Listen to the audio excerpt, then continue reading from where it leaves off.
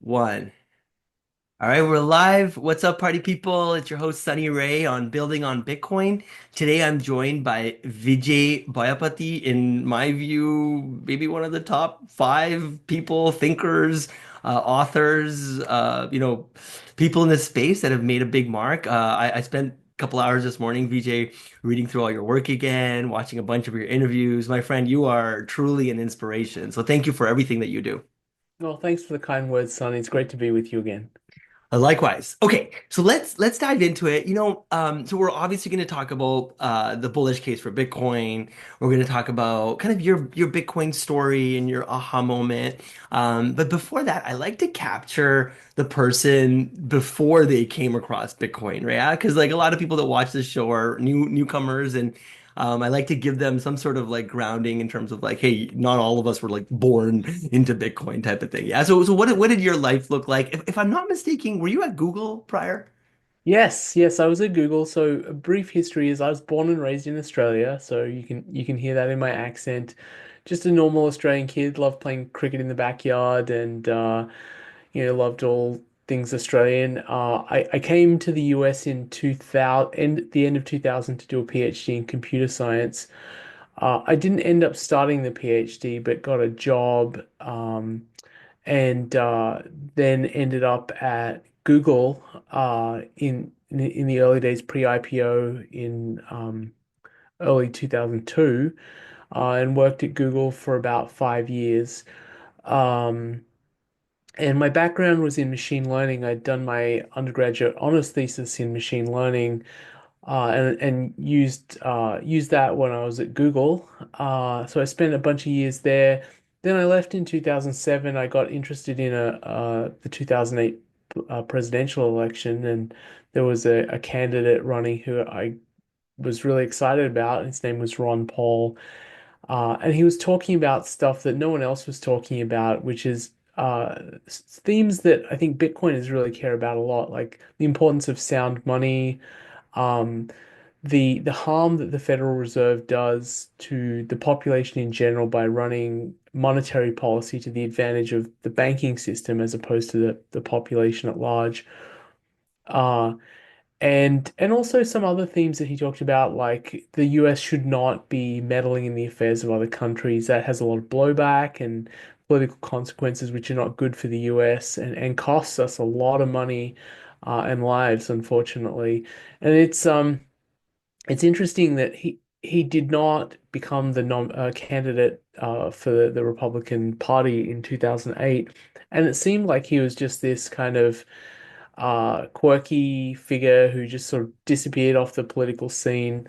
But really, his ideas thrived and came back, and now I think are really pretty dominant in the United States. This idea that the US shouldn't be meddling in the affairs of other countries has become a much more popular idea. Um, so I left. I went and did some political campaigning. Unfortunately, that didn't work out, and then I kind of went back to the startup world and back to tech. I'm a computer scientist by training, and I love coding and building software. And then in 2011, I came across Bitcoin, and I came across Bitcoin because a friend of mine and I had a bet about Federal Reserve policy. I'm really interested in economics, done a lot of study of Austrian economics, and so I like to think about macroeconomics and Fed policy and stuff like that. So we had a bet about the Federal Reserve interest rate hike, and I won the bet, and the bet was for a single silver coin, which at the time was worth about $50. And my friend said, hey, I can pay you in silver, but there's this new form of money. I want to pay you the bet in that form of money, and it's way better than silver. You should check it out. And it's called Bitcoin. And I didn't know what he was talking about, and he told me that I needed to download some software on my laptop. So I downloaded the core client, and it started downloading the blockchain, and it wasn't a special laptop, so it started getting really hot. It felt like it was melting because it's verifying all the transactions. And then he showed me how to create an address, and he sent me Bitcoin was, I think, about $10 at the time. So he sent me about five Bitcoins. Um, and he showed me on a primitive block explorer, look, I sent you five Bitcoins.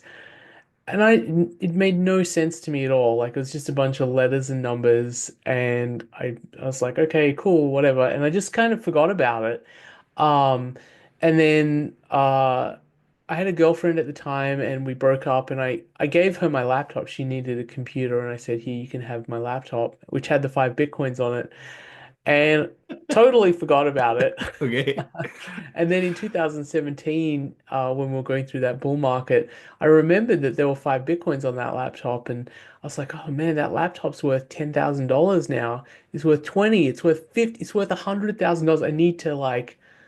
I need to contact her and find out if she still has a laptop." That's And hilarious. I emailed her, and she said, unfortunately, the laptop was lost in a hotel in Minnesota, and she was telling the truth. She had no reason to lie. And you can go to the address which has those five Bitcoins, and they've never moved. So those Bitcoins are dead, and all Bitcoiners can thank me for my donation to everyone else, because whenever a Bitcoin dies, it's kind of like a tiny donation to all other Bitcoin holders because we're reducing the supply. So that's how I got into Bitcoin. And I think the thing that really made me want to explore Bitcoin was I had a background in Austrian economics, and I had been really I won't say obsessed, but really interested in the question of why does gold have value? Because as Indians we have this kind of historical desire for gold, and gold is used in weddings and stuff like that, and people carry a lot of their savings around in the form of gold in India. So we have this affinity to gold, and I was thinking about it. I was like, gold has no real utility. You can't do anything with it. I mean, you can use it for jewelry, of course, but that's not using it in production. And I remember reading Warren Buffett, this famous US investor, one of the richest people on earth, saying, if an alien species came down to Earth, they would look at us moving gold around and think we're completely irrational, like dig up this rock from one part of the Earth and then move it to another part and bury it in another part of the Earth. Like, why are we doing this? And I was fascinated with this question because you could say that, and superficially it sounds like, oh yeah, gold is totally worthless. It's a rock that you can't do anything with. But then you look at the market value of gold, it's trillions and trillions of dollars. So I was really, really interested in this question. I thought I had a pretty good understanding of that. And then Bitcoin came around, and I was like, oh wow, this is another form of money. I recognized that pretty quickly. And then I was like, wait a second, this just came out of nowhere. But it has a market price. And that market price is going up over time. It became clear just over, a few months that Bitcoin's price was going up. And I wanted to understand that. I just became obsessed. I've been obsessed with trying to understand Bitcoin since 2011. Um, and I'd say it took me a couple of years. Probably by 2013, I had a pretty good grasp. And most of what you see in my book, I talked about it in a podcast back in 2014. If you want to sort of look at the historical evolution of my thinking. And then by 2017, I started working on an article that became the bullish case for Bitcoin, the article form. And I wrote it, and it was really meant for folks who didn't know much about Bitcoin, friends and family, or like my mother, for instance, who would, in 2017, people were asking me about Bitcoin, friends and family, because they knew I was really interested in it. And they're like, the price was going up, so they became interested in it. The price going up with Bitcoin is like the ultimate form of marketing for Bitcoin. And they would say, well, why are you interested in this? Should I buy some Bitcoin? What about this and what about that? And there was a lot of misconceptions about Bitcoin at the time. And I thought, I want to write an article to give people an economic framework for thinking about, why does this thing have any value? Like, why is it not zero? And why is that value going up over time? And if you understand money, and if you understand the attributes that make for good money, and you understand the evolution of money, how it evolves through time, it doesn't sort of start out as a medium of exchange. If you understand all of these things, then Bitcoin makes a lot of sense. And it makes a lot of sense that its value is going up because it's better money. There are real logical, rational reasons why people are choosing Bitcoin versus alternatives to save their, put their savings into. So that's been, it's kind of a long-winded way of explaining what I've been doing for the last decade or so and how I got into Bitcoin. That's beautiful. Why didn't Warren Buffett get it? Why does he still not get it? Uh, yeah, what are your thoughts on that? I think certain people have a mindset for production as opposed to savings, if that makes Mm, sense. So they invest using the traditional mindset of cash flow. And to be fair, most financial assets are valued based on their cash flow. Stocks, you look at dividends to get a valuation. Bonds, you look at interest to get a valuation for bonds. Real estate, you look at rent to get a valuation for a rental property. So the vast majority of financial assets, you value them based on how much income they produce. And if you have that mindset, something like gold or Bitcoin just doesn't seem to make sense. It's not producing any cash flow. It's not producing anything. It's just a dormant thing. It makes much more sense when you think about why do we have money? Why do humans need money? What is a human society without money?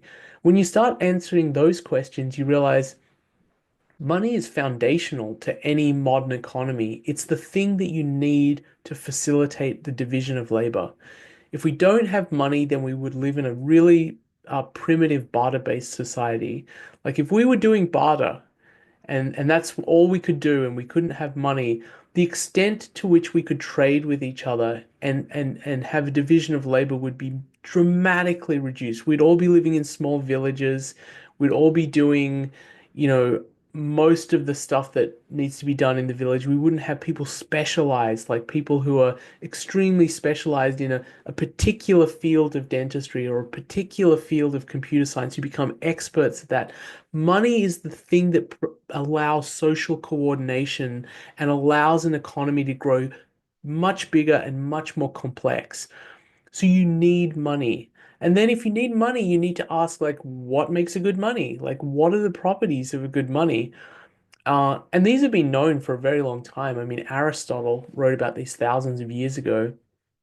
Good money should be divisible because you want to do commerce with it. You need to be able to divide it. So for instance, gold is better than a cow. It's hard to divide a cow. Like if you're using cows as money, not easy to divide when you're doing the transaction. It needs to be portable because you want to transact with people who are in different locations. It's hard to move things that are really big. It should be fungible. Every unit of the currency should be equivalent to every other. So gold is better money than diamonds because diamonds are irregular in shape and quality. So it's hard to do commerce when you're looking at the diamond, you're like, oh, is this a good one? Or, is it as good as this other one? Whereas gold is equivalent. All units of gold are equivalent. When you melt them down, they're all the same. That makes it much better for commerce. But probably the most important attribute that makes for good money is scarcity. No money that's not scarce will survive very long. And this has been seen many times in history when people have tried to create paper money and they just created more and more and more of it. And then it collapsed because people lost their faith in it. So the scarcity and people's belief that this asset is fundamentally scarce. Ah, you brought my chart up. There we go. um it is so foundational to money because imagine if money was sand. Everyone would run down to the beach, they would get a bucket and they would feel very rich, but really the value of the money would collapse immediately and then no one would accept sand as money anymore. Gold has historically been great as money because it's very difficult to produce more gold. No matter what governments wanted or what they would say, it was hard to produce more than a few percent of the total supply of gold per year. And on this attribute, Bitcoin is actually the best money that humanity has ever seen because it provides ultimate scarcity. There's no more Bitcoins will be produced than the 21 million supply cap. So if you buy some Bitcoin, you know you've got a fixed percentage of the total amount of Bitcoin that will ever be produced, which is better even than gold, which does increase in supply every year. So in this chart, I grade the three major forms of money along the attributes that make for a good money, and you can see that Bitcoin really excels across most of them. And it's the only one that Bitcoin is really kind of lagging is in established history. It's still fairly new, and people's trust in it for that reason is not quite as high as it is for something like gold. Um, but apart from that, all the other attributes, Bitcoin is superior to gold and fiat money, and this is why people choose it at the margin over gold. And for instance, one use case is imagine you're trying to flee a country, an oppressive regime, like you're living in China and you've built a lot of savings, but the Chinese government is oppressing you and your family. Escaping China with gold is not easy. Like, how do you get on a plane without being detected, taking your life savings to another country? But you could easily transport millions or hundreds of millions of dollars of value with Bitcoin without anyone knowing. All you need to do is, keep the 12 words that represent your private keys in your head or on a USB drive, but it's much easier. And so that's a specific example of why someone might choose Bitcoin versus gold at the margin. And that's happening continuously. People are thinking about this like, should I buy this or should I buy that? And a lot of wealthy people, a lot of family offices have looked at this as well and thought, well, should I allocate to gold or should I allocate to Bitcoin? And they look at Bitcoin and they think about the attributes that make for good money and they allocate more to Bitcoin than they perhaps would have if it wasn't around. So it all comes down to those fundamentals, the attributes that make for good money. Bitcoin is just simply uh, unequivocally better on those attributes, and that's why people choose it, and that is why Bitcoin will continue to win in the marketplace. That's awesome. Love it. So let me maybe ask you the next question here. So you mentioned Austrian economics being something that you explored deeply prior to getting into Ron Paul and kind of the history of money and Austrian economics. What was your worldview of money? Had you kind of gone down the Keynesian path, or was it just something you didn't even think about much? No, no, really, I didn't have much of a framework for thinking about economics at all. I had done my undergraduate degree in computer science and mathematics, and had almost no exposure to economics. And actually, I think that was a great blessing for me because I didn't come to understand economics with any preconceived ideas about what's right and wrong. And then in the mid 2000s, so I think 2004 or 5, I got exposed to libertarianism and I got exposed. A friend gave me a VHS tape with an interview of Ayn Rand and also in it being interviewed by Phil Donahue. And it really blew my mind. I'd never heard anyone speak like that in when I growing up as a kid in Australia. Like libertarianism wasn't really a thing. And these ideas of economic freedom and individual liberty uh, were just so amazing to me and really refreshing. It felt honestly like being hit by a bolt of lightning.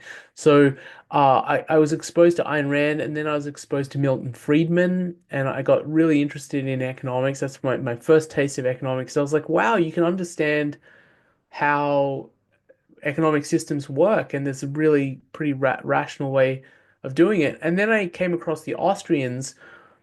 There were critiques of Milton Friedman, both from the political left, the Keynesians, and also from the Austrians. And when I looked at that, I was interested, like, well, what are people saying about Milton Friedman? What are the problems with his ideas? I found that. critiques of Milton Friedman from the Austrians much more compelling than the critiques from the Keynesians. And so I was like, oh, I want to understand who are these Austrians? What are they talking about? What's their economic framework? How is it different to Milton Friedman's? And then I learned, there are different schools of economic thought. There's the Keynesian school, there's the Chicago school, there's the Austrian school, neoclassical economics, and they're all quite different. This is not like physics, right? There's no Chicago School of Physics and uh, Austrian School of Physics. Physics is just physics. It's true everywhere. There's no different versions. And so I started to learn that economics is an odd science in a way, if you want to call it a science, because these different schools are effectively contradictory. If you believe the methodology of one of the schools, you largely have to disregard most of these other schools' thinking. And that's really strange for any kind of science, right? You don't have that in the other hard sciences. Uh, and so I investigated these different schools of thought, and I found the methodology of the Austrian school much more compelling. The understanding of economic phenomena from human action and human preferences, building it up that way is the correct way to build economic theory, as opposed to treating economics like physics and doing like these statistical models and trying to understand how an economy works, looking at aggregates, like if you move inflation up, what does that do to GDP and employment? To me, that doesn't really get at the causality of how do economic phenomena spring up? It comes from our actions, our individual actions. How does money arise? It comes from the individual actions and preferences of economic actors in an economy making decisions about, like, do I want to hold some gold? Why would I want to hold some gold? I want to hold some gold because it makes it easier to trade with people. And if you understand economics that way, I think it makes a lot more sense. And then you can answer questions like, why is Bitcoin being adopted? Because you're looking at people's individual actions and preferences and why they're choosing to do certain things and their motivations. So I'm a big fan of the Austrian School of Economics, and I think it's the right way to think of economic phenomena. Very interesting. And so while you didn't have a lot of kind of background coming into Austrian economics, something you did have a lot of background in is computer science. I mean, having worked for Google, embarking on the PhD journey. I'm just curious. So as you were coming through that lens, literally from the top of the world, how did Bitcoin's architecture and engineering either confuse you or enlighten you? I thought it was something that I'd never really seen before because I had focused on machine learning. I'd done a course in distributed systems, but distributed systems where there was no game theory involved. The thing that makes really Bitcoin really interesting is it's a kind of distributed network, but there's game theory involved. Like, how do you get people to coordinate who might be antagonistic to each other or want to cheat each other, right? You want to, when you're talking about money, you want to accumulate as much money to yourself and potentially cheat other people if it can benefit yourself. How do you create a system where that's resilient to people trying to cheat? A distributed system that's resilient to that. Uh, Banks have distributed systems too, but they're kind of a central controller of the distributed system. Like you have, ATMs, a bank has ATMs scattered all over the world, and they have to maintain a distributed database of your balance to make sure that like there's enough money for you to pull out if you go to another country and withdraw from an ATM. They have to have the information available at that branch. But this is very different. This is a distributed system where each person potentially is going to screw everyone else if they can. So I was fascinated by Bitcoin and how it was architected, and one of the things that I thought was most interesting was the history that there'd been multiple people who had tried to create uh, digital money before and failed. Uh, and this was a long-standing problem in computer science that Satoshi Nakamoto solved. It's called the Byzantine generals problem. And so I started learning about this stuff that I had not come across before because my background, like I said, was in machine learning. It was not in cryptography, and it was not in like social coordination or the Byzantine generals problem. And so I started investigating this stuff, and I was like, this is so cool. This is like a whole branch of computer science that I know very little Can you about. double click on the Byzantine general problem? Because it's so core to like what Satoshi brought to the world. Yet most people it'll kind of just go over their head. But being your, with your background and everything, I'd love to hear kind of you break it down a bit. Yeah, so the Byzantine generals problem in the simplest form is you have like it's a metaphor. It's not even a computer science problem.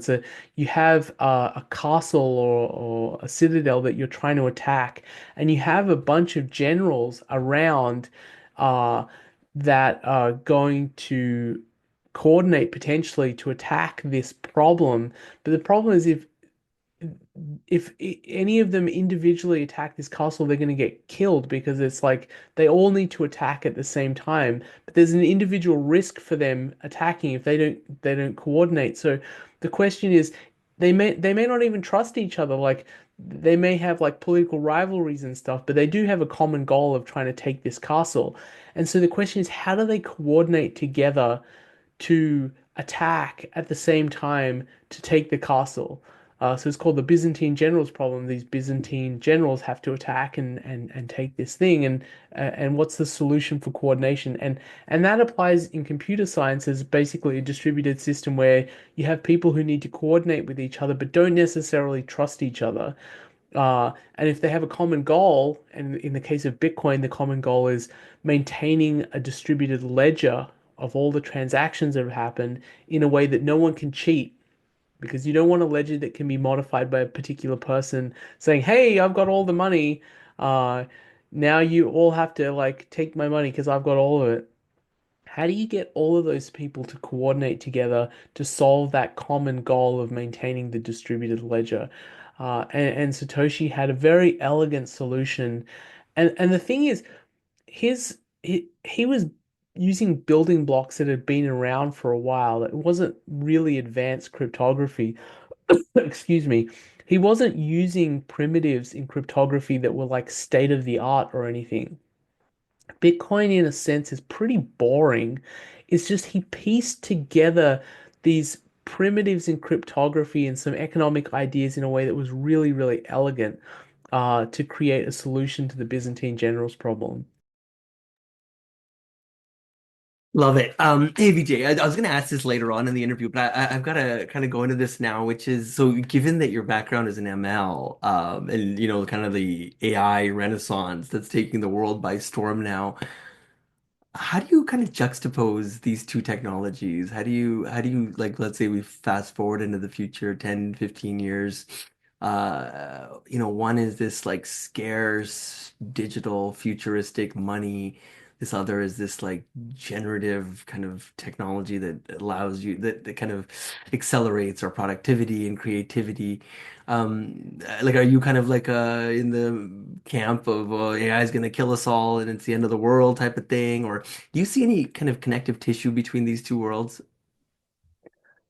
That's a really big question. So, um, I, I'll start by saying that I was a big skeptic of artificial intelligence and the idea that that something like artificial general intelligence would happen in my lifetime. I really did not believe that the Turing test would be uh, passed in my lifetime because most of the machine learning I did at Google, and which happened years after, was really felt like statistical optimization. You're just trying to optimize to solve a very specific problem, like organizing text, for instance, like into categories. Is this a news story? Sorry, is this a sports story, or is this a business story, or is it an entertainment story? That's machine learning started doing very basic stuff like that, or image generation, or playing chess, for instance. These all felt like optimization problems. They didn't feel very intelligent. But there was a breakthrough with Transformers in, I think, 2016 or so, that really set us on a course to where we now have something that looks very intelligent, and we seem and seems to be accelerating, and we seem to be on a path towards something that could approach artificial general intelligence, honestly, in the next 3 to 5 years, which is astonishing. Um, and I think this is going to have massively transformative effect on the global economy. I've gone from being a skeptic to thinking this is this is the biggest thing any of us will ever see. This is going to be like the Industrial Revolution times 10. And it's going to happen very, very quickly. So it, it's going to upend our world. And I think the combination of AI and robotics is both very exciting and also terrifying. And this is something I've spoken about on other podcasts that I think we may potentially be approaching the great filter. There's this idea, the Fermi paradox of when we look up at the stars, why is it that we don't hear from any species out there, intelligent species? Why don't we have a sign that there's intelligence in the universe? And one of the explanations is that there's a great filter, that civilizations get to a certain level of technological capacity and then they just destroy themselves. And I worry that we are approaching that very, very quickly. And you can kind of see hints of this. Um, One of the things that really worries me a lot is drone warfare. This is a new form of warfare, and I don't think we fully understand the implications of this kind of warfare, especially when it's combined with AI. And one thing I like to point out to people is that as technology improves, it takes time for humans to realize the implications of that improvement in technology in warfare. So, for instance, um, between the American Revolution and the American Civil War, there's a development of rifling, which is you have this kind of spiral pattern inside the barrel of a rifle, and when you shoot a bullet, it's that rifling spins the bullet, and it makes the bullet much, much more accurate, the spinning of the bullet. So in the American Revolution, people were mostly firing muskets, and they would have this because they're so inaccurate. They would have this packed formation of humans where you get together and you point your musket at your enemy, and they're all getting together. And if you all shoot at once, you might hit someone on the other side. And then you get to the American Civil War, and they haven't realized the implications of rifling. And so what happens is they do the same formations and they're shooting at each other and they're deadly accurate. And the casualty rate in the American Civil War was, an order of magnitude more than the American Revolution because the technology had improved so much. But the our we hadn't adapted to that. The humans had not adapted to what that meant. The same thing happened in World War One. In the beginning of World War One, they had developed machine guns and tanks, and humans were still using the kind of warfare of 100 years ago, where they would fix bayonets and charge, and they would charge at the enemies, and they would just be mowed down by bullets. Now we have this development of drones with AI, which can pinpoint a human with absolute precision and just go find a human and kill them. um, I don't think we have any appreciation for how terrifying this is and how dangerous this is, because these are very low cost devices. You can produce, tens of thousands of these drones.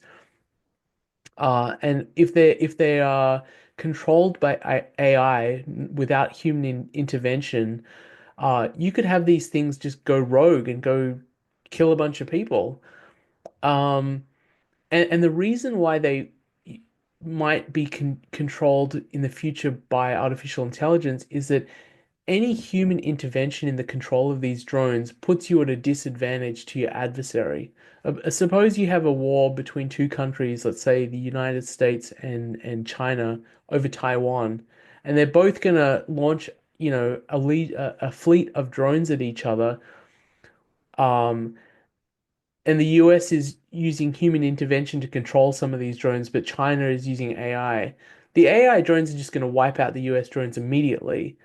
So what this is pointing towards is a future where you have, hello, you have a future where we have a, autonomous um, warfare that is controlled by AI, and that's a really really scary possibility because once we've lost control, then you have the potential for the Skynet, Terminator 2 situation where the AI is like, wait a second, the real enemy is humans. What do I do to get rid of all the humans? Um, so I think we're moving really, we're hurtling towards a very scary future. And I hope I'm wrong. I'm hoping that AI will be used for productive purposes, but we have to consider the dangerous dark side of this as well. Yeah, speaking of loss of control, someone got away. Hey, by the way, I spent 10 years in robotics before I got into Bitcoin in 2011, 2012. So I was working in, literally quad rotors and things like that back in the day. And yeah, I'd say you're pretty accurate in terms of at least some of the fears that I share. Yeah. Yeah. Hey, just give me 1 second. Sorry, I'm just Yeah, yeah, gonna. yeah, no worries.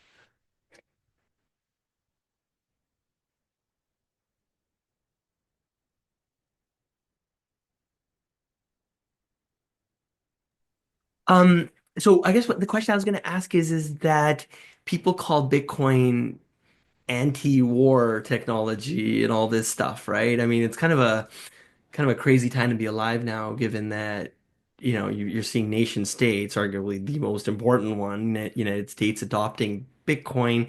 Can you speak to that a bit? Do you buy into that?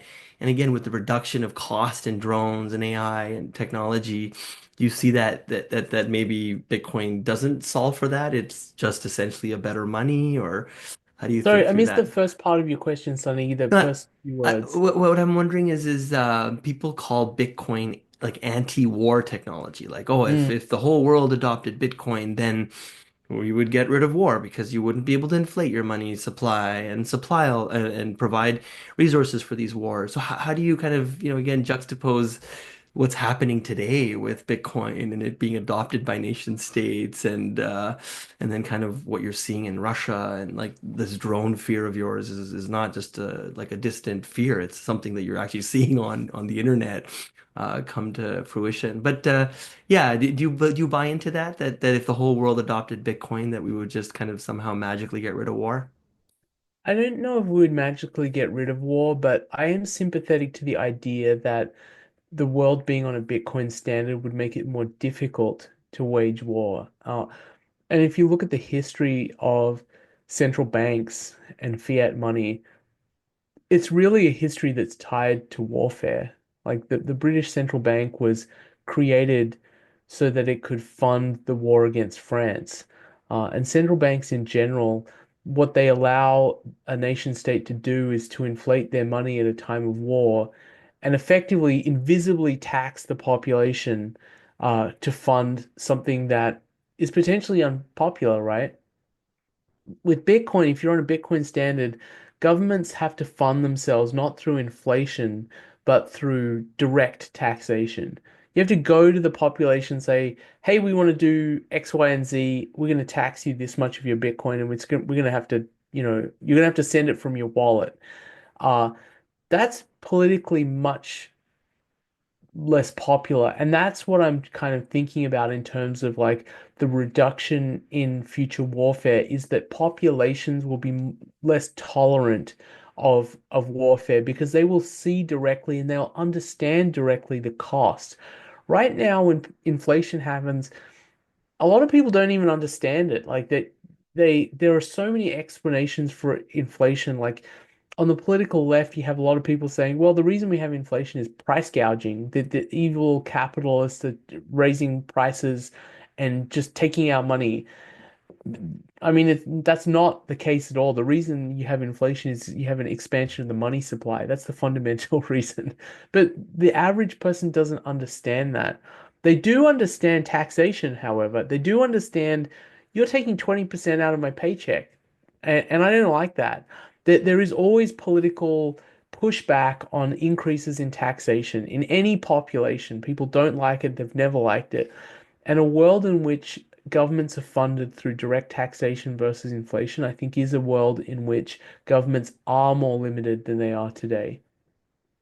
Vijay, when you wrote this paper, I think you said 2016, 17, did you ever think that in by 2025, here we'd be sitting with the United States talking about putting Bitcoin on as a reserve asset, BlackRock adopting an ETF, and Larry Fink changing his tune? You see the most successful stock in the world being one that's aping into Bitcoin. Like, did you ever think this would happen on such a timescale? That's a great question. I was very bullish about Bitcoin. It's hard to know what the specific path would be, and I don't think I could have told you what the specific path was. But my view was that Bitcoin would grow to some meaningful fraction of gold's market cap within about a decade. And a decade is like, since when I published the article, that's 2 or 3 years from now. I do think we are on track for that happening, where Bitcoin is, say, 20, 30, 50% of gold's market cap, which is, for Bitcoin's price, that would mean it's like, 5 to 10x from here.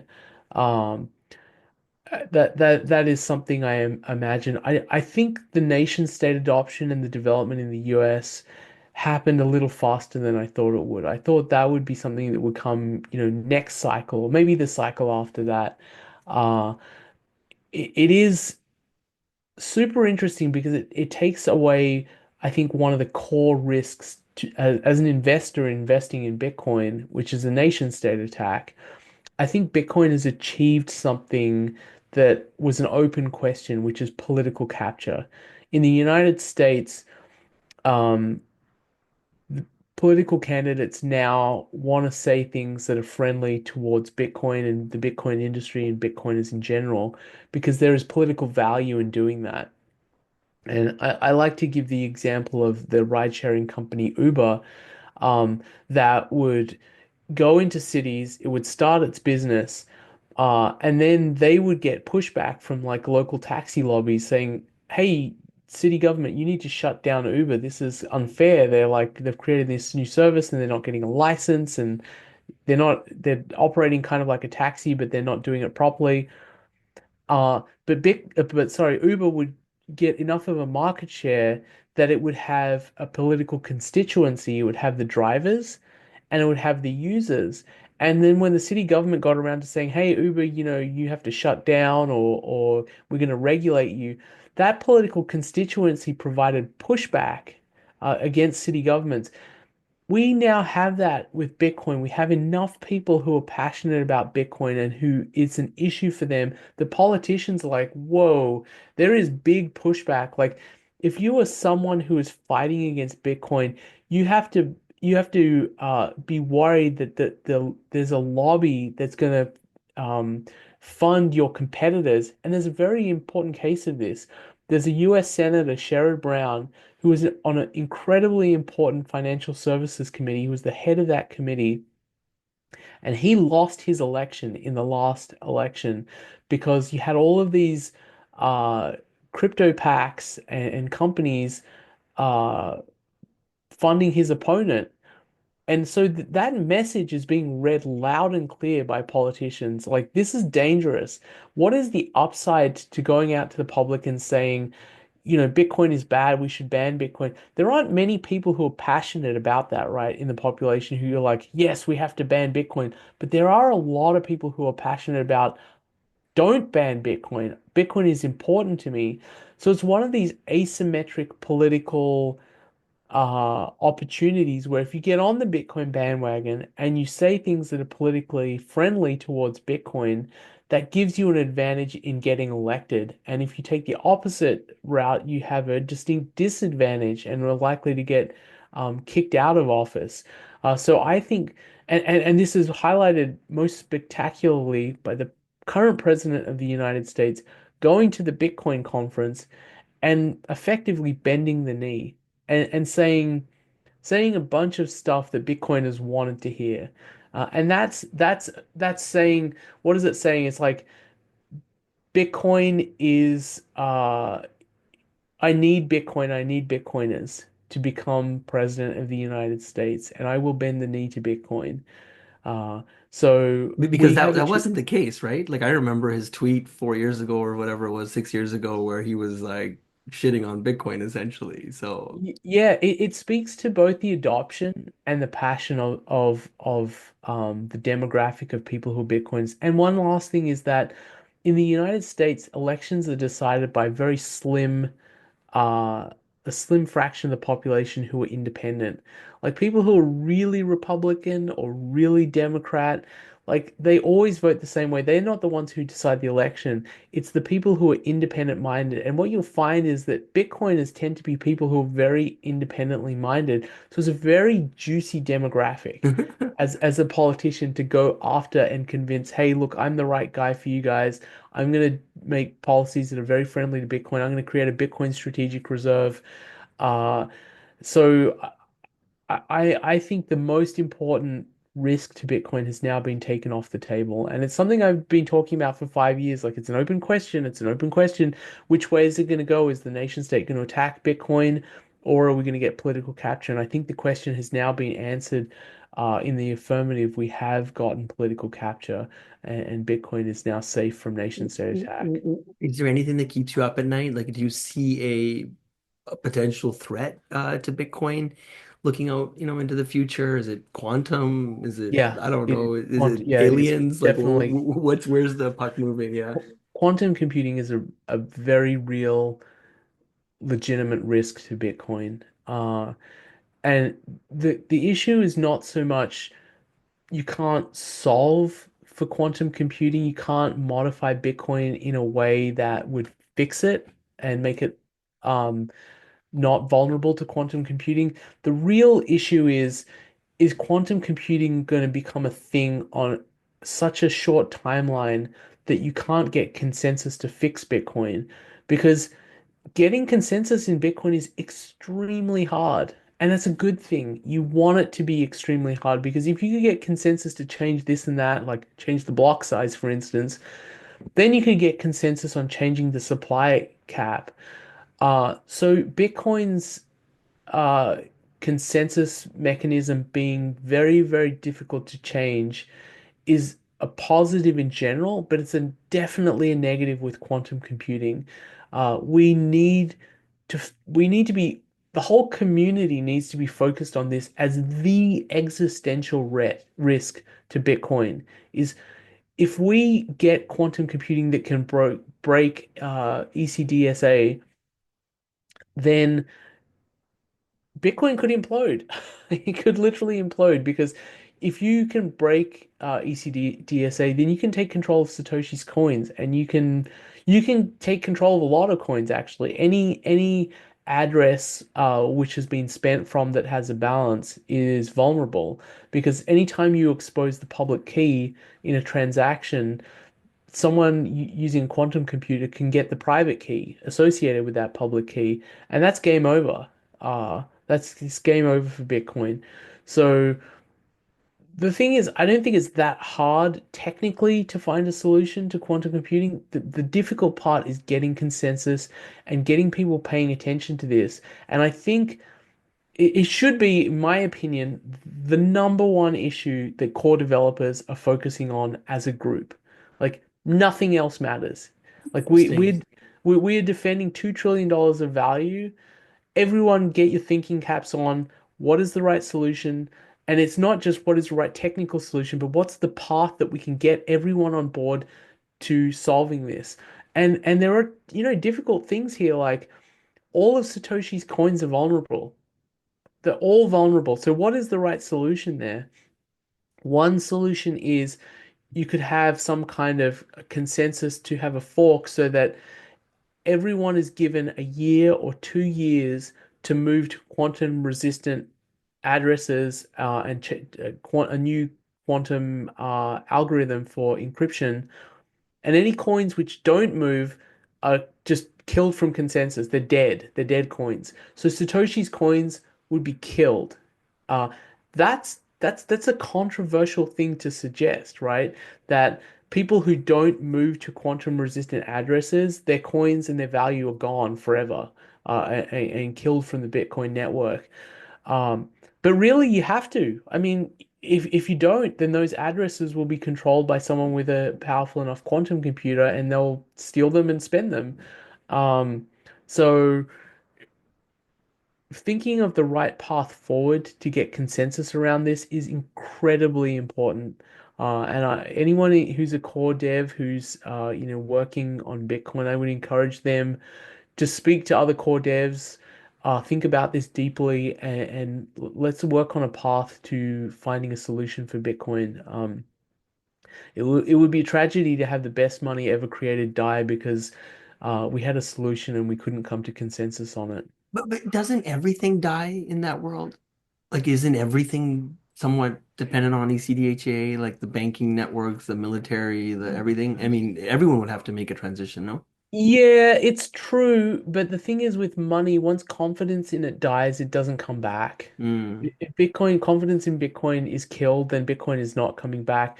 Whereas a banking system, it's just kind of an upgrade. You could say, hey, we're going to change our encryption from ECDSA to something else which is quantum resistant. And even if it was hacked a few times, it doesn't matter because it's not a system that's inherently built on trust, if you know what I mean. Money is built on trust. And you can see historically when people lose faith in a money, that faith doesn't come back. When you have a hyperinflated money, people don't come back and say, "Oh, I'm going to use it now because I trust it again." It's just gone. I read this quote recently that said that Indian women own more gold than the United States government. You also had this beautiful like tweet storm, or I want to say tweet. Can you see this? I've Yes, been that was beating from this drum for today. a while. Yeah, gold's rise is the most important macro story today. By far, pay attention. So I just really wanted to hear your take on it. Can you kind of expand a bit more on? And I know you were born in Australia, but I think you mentioned in a couple interviews that you're of Indian descent, and how did that maybe influence your, future Bitcoinism? Like, did it play a big part in it? I mean, you've touched on gold a few times already in this interview, but just thought if you could maybe kind of expand on that tweet a bit. Yeah, I think I've always been interested in gold. I think my parents have had savings in gold. When I was a young kid, my mum got sick, and my dad thought he would want to move my sister and I back to India where his family was. And the banking system in India was very primitive at the time. So the way he thought about moving his savings was he sold his assets in Australia and he bought gold. And I remember this vividly, he flew on a plane with a bag of gold, all of his life savings, to get them to India because he thought maybe I have to move my family to India. My mum recovered and is still doing great. But I remember that use of gold at the time, and that's one of the things that I think for me clicked with Bitcoin. It's like this is gold with teleportation built in. You don't need to carry a bag of it around. But so my comment on Twitter was about the world financial system right now was largely crafted in 1945, 46 with the Bretton Woods Monetary Order, which basically gave hegemony to the United States and said, you are the manager of the global economy and you have the reserve currency, which is going to be the US dollar.